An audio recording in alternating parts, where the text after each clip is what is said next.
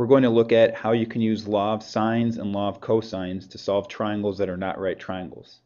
In this case, we have this given information, and if we put it onto a triangle, we see that we have a side angle side. So we'll label this one as an SAS, and then the process for all other side angle sides will be pretty similar to this one. As I look at the given information, I don't know little a. It's kind of in between the information that I do have, and I can use the law of cosines to figure out the length of little a. I'm plugging in my values and solving for a. I get that a is about 7.76. Put my approximate signs in there. And I'm going to use this number later, so I'm going to store it, hit store, and choose whatever letter you want. I'm going to choose A because in the context of this problem it's letter A. Next, I can find either angle B or angle C. Since little b is the largest side, angle B is the largest angle. And I never want to use law of sines to find the largest angle, which means to me I'm going to use the law of sines to find angle C. So to set this one up, I would say sine of A over little a equals sine of C over little c. And then filling in the information that I know, that's sine of 40 degrees divided by what I have stored as A is equal to the sine of C over 10. Use some algebra to solve for that one. Take the sine inverse, and C is equal to about 56.0. And then to find the remaining unknown in this problem, we can take 180 minus 40 minus our exact answer for C, which we just found. And when we do that, we get a value of approximately 84.0 degrees. So now we have that entire triangle solved. Next, in this case, we have a side, side, side. If you notice the numbers, G is definitely the biggest, and H is the next largest, and I is the smallest. And the only way we can find any of these angles at the beginning is to use the law of cosines. The law of cosines requires more steps, more calculations than the law of sines. So I don't want to use the law of cosines any more than I have to, although I could. I want to use the law of cosines only when it's necessary, and this is one of those cases. I'm going to use the law of cosines to find the largest side. So g squared equals h squared plus I squared minus 2hi times the cosine of angle G. And when I solve this, I get G to come out to approximately 126.7 degrees. And I'm going to do this because I never want to use the law of sines to find the largest angle. I could have started off by finding angle H or by finding angle I. It didn't matter. But then my next step that I'm going to do in this problem is to use the law of sines to find one of those two. And the nice thing about this is now that I'm finding... So we want to store this value as G in our calculator.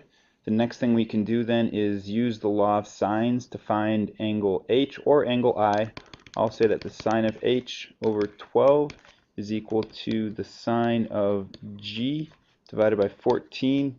Cross multiply and solve that for H, and H comes out to about 43.4 degrees. I could have used the law of cosines to come up with that, but this method was a little bit shorter. And to find angle I could use the law of sine again, or I could go back and use the law of cosines.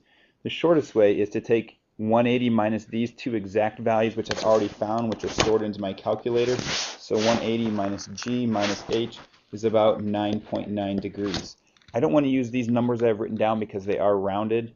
Even though it might come out the same in this case, I want to make sure that I'm keeping things exact in my calculator. Keep them exact until I actually write them down. Next up, we have another side, side, side case. And in this one, the largest side is 10 for n. So I'm going to use the law of cosines to find angle n. And angle n is approximately 76.2 degrees. Then I can use the law of sine to find capital E, and that's going to come out to about 60.9 degrees. Take 180 minus both of those, and T is about 42.9 degrees. I could have done that in a different order, but again, the key thing is never use the law of sines to find the largest angle. So as long as I don't use the law of sines to find angle n, the problem will come out accurately. Next up, GRT. Now these are all points on a graph. We want to solve the triangle even though it's on the Cartesian graph. So angle G, angle R, angle T are all unknown, as are little g, little r, and little t. I can go to the distance formula to find the lengths of all these. Little g is equal to the square root of 73. Little r is equal to the square root of 41. And little t is equal to the square root of 80. I'm not interested in simplifying these radicals. All I'm interested in is keeping these answers exact as I use these calculations later and writing down the correct answer rounded to the nearest hundredth.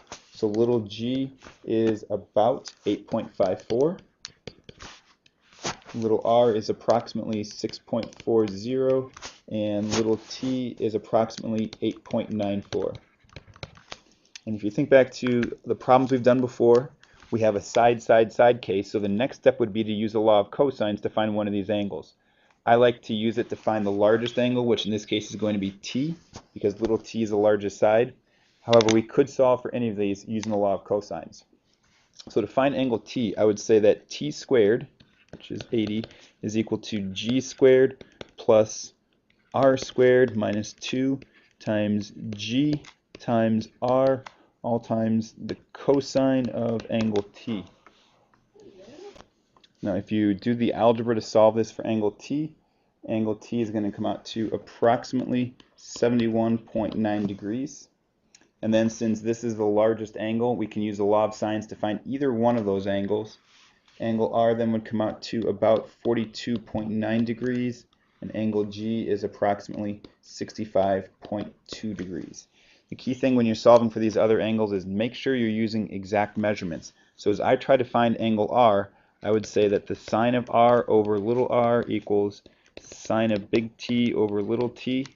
For angle t, I don't want to use the 71.9, I want to use the stored value in my calculator. For little t, I don't want to use the 8.94, I want to use the square root of 80, the exact value. Likewise, for little r, I'm going to use the square root of 41. So make sure you're using those exact values as you solve these problems. Here's one more problem. On a graph, we have letters M, L, and K. And like the previous one, you're not given any of the angle measurements. You're not given any of the side lengths. So you could use the distance formula to find the lengths for each of these. And I'm writing down the approximate values, so I should have approximately equals for all these.